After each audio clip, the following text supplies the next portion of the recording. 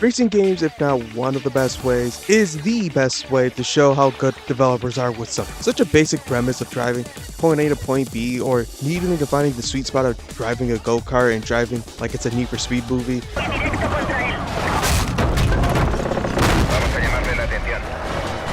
I think if you're someone that likes to have speed without the chaos of Mario Kart or even Crash Team Racing, but doesn't really want the realistic struggle of actually driving like it's Gran Turismo or Satos Kazka, there's definitely games old and new, the past 20 to even 40 years of video games, is that you'll probably find something that you would actually really appreciate and find. And I think it's this indie gem that I found.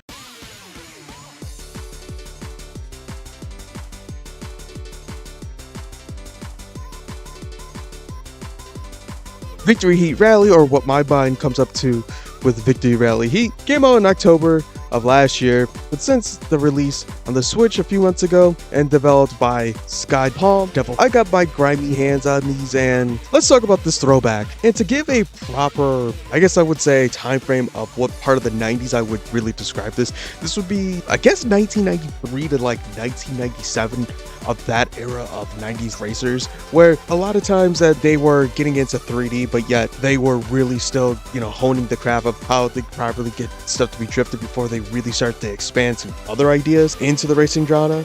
But nonetheless, with you going through 3 cups, and that are A, EX, Z cups, to be the best of their respective license class, with you competing through 9 cups of their own respective styles, you'll find something that will grind your teeth into, with cups really becoming more and more difficult as you race upon through the 4 respective courses before going into a Grand Prix and facing a newcomer upon those tracks, in which to unlock those newcomers you beat them in a rival race.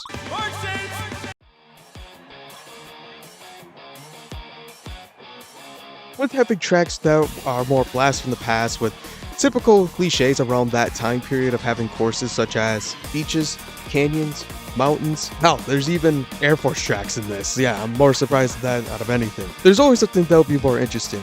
But what is as interesting is how the game is actually played with these characters. With 12 characters being the full roster, you're only able to start out with 3 of them. And they all have specific ways of racing that will help you with their own specific perks towards each of them. At which the 3 are Chris, Clyde, and Lana, and you get who to pick and how you want to excel with their base stats. And you know who I gotta pick. Now, wait. It's just their stats. It's just their stats. I played Mario Kart 8.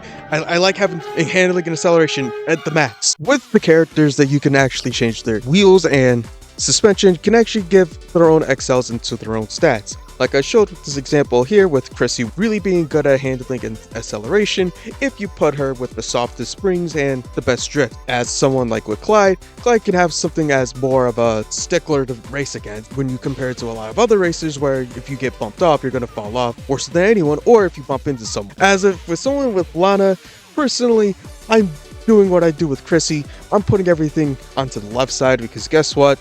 I am a menace for acceleration. And of course, there's an easy way to explain this, such as speed, acceleration, and handling, but such as weight is being more on how you get pushed around in the tracks, and especially if you're behind someone, and especially when you bump into someone, how bad is your momentum's going to be stopped at. What was something with power is actually more based on your acceleration, that the more power that you have, the more long lasting those longer drives of acceleration happens when you're on straightaways. You definitely see a difference on stat philosophy, especially with characters like Chrissy, Lana, and even in Kenzie having really good turning ability, while someone like Tommy, Pepe, and Hawk, they're not the best at turning on their base stats, but they have heavy amounts of speed where they are very valuable. It's just how you set them up, especially Pepe. I like Pepe. I was playing with most of the characters I'm recording and after are decent. It just depends on your skill set, especially with how I play.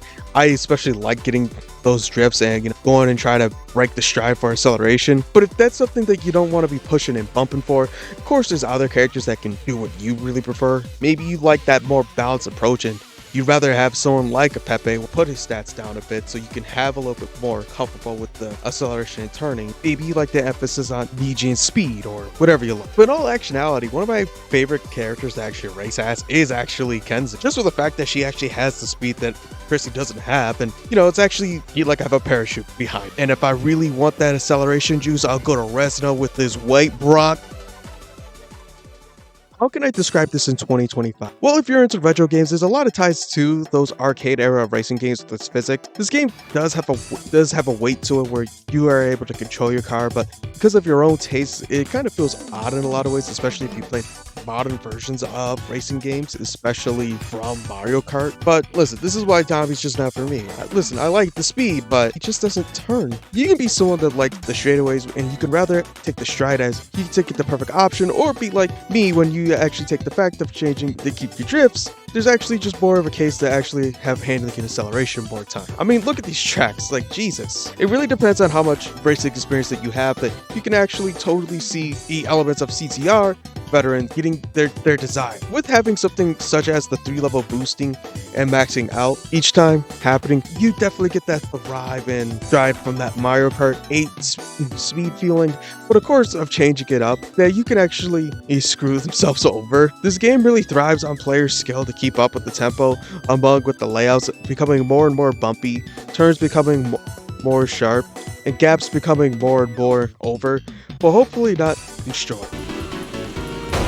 Because a lot of these courses, I have a bad reputation of getting myself destroyed. And of course, I think the biggest highlight is that with all these tracks looking enough similar, they actually keep themselves unique enough where that they don't feel so alike, but yet they all feel so congruent together. The one thing that's worthwhile besides experimenting with all the characters is actually getting your drifts down. To extend their regular drifts and building it up actually becomes one of those things that actually give more of a reason to come back to these tracks, to actually get more and more of these times to go down. It kind of becomes more of a risk factor to see how much you can actually drift before you actually hit a wall, or you're able to clean that gap where you actually just feel so satisfied doing it. And then the best way to explain what I mean by the drifting, when you're drifting, especially in strides where you're constantly swerving left and right, if you press the drift button once again after holding it for a while, you actually are able to actually change directions and keep the drift continuously going, and so you can keep the boost going bigger and bigger. The tracks just become more and more as puzzles instead of just being just a normal racetrack. It actually becomes a way to actually see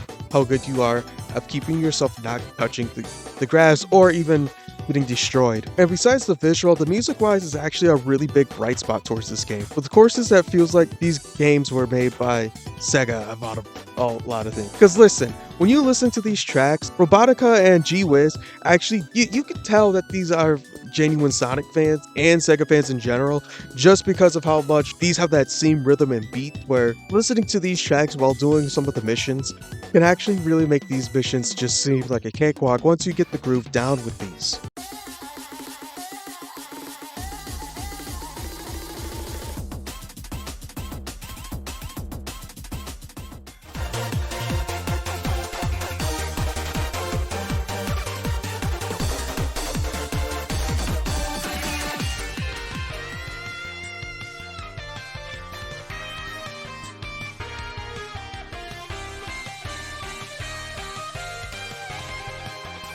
I mean, just give a listen to them. If this doesn't want to make you drive like it's SNES Rainbow Road, then I don't know what will. But know this, the meat of the game is actually with the challenges throughout the campaign, such as the Joker challenges. They get more and more skilled as your campaign throughout those groups go on. And well, I'll tell you with these, you're either going to be getting better and actually appreciating how difficult these are, or you're going to hate the fact of how petty these can be and how much of a thin point that you need to actually succeed in these. Missions can go from being something simple as hitting balloons, drift boosting from checkpoint to checkpoint, damn it, pole racing, it's just like ski racing, the passing challenges, and one of my favorites, passing challenges, where you're challenged to not hit any cars while you're passing through them, is perhaps one of my favorite. A lot of times with these missions, it's only you on the road, and it's your mission to take the fastest time that you can get to get gold.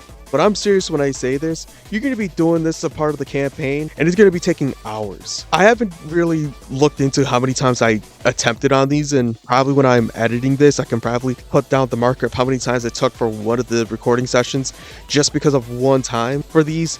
But let's put it like this, there's going to be times that you're going to be questioning if it's you that sucks or it's the game that sucks. But then you get missions where you can just be petty and just take your sweet ass time with. What I think was the hardest mission was my hellhole being tempo track, as it was literally just drifting through this super complicated stage. If you really want to get good at extending your drifts, this is the course to do it, because you will figure it out by checkpoint 6 if you're able to do the drifts correctly or not, because guess what, you will be hitting walls, or you're not even going to be hitting the first one, because guess what, this one really sucks at doing that. And then the final thing I'll talk about is the arcade mode, in which it's basically to go through the Grand Prix that you did in the campaign, but you are actually just playing to beat your time compared to the other opponent. You're more or less testing your times with having vehicles around you. It won't shock the world, but I'm sure that you had a buddy that'll be playing this, and you can flex on each other's timing, because guess what? I checked on who's speedrunning this, and I think there's a lot more people that should be speedrunning this. But there's also time trials, in which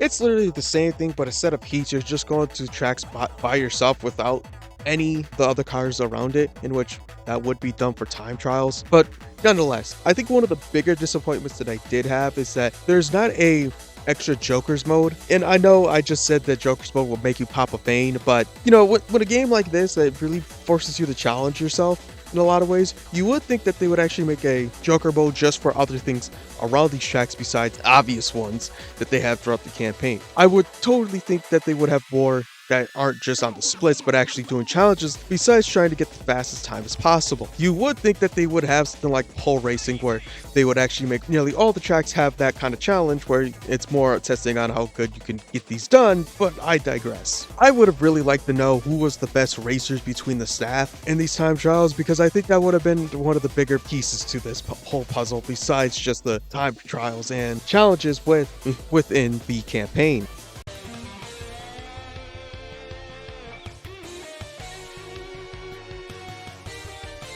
Overall, this game is for the people that like racing games, and the people that like that sink in your teeth kind of game, where games like Mario Kart can provide, but it's more on the party aspect for Mario Kart. It's more caters towards those Crash Team Racing fans that really wanted to have more of something like this, but also wanted that aesthetic of the 90s racing games. It has cute characters, blood-pumping driving, a campaign, victory, heat rally, has the takes of being something bigger than it can be.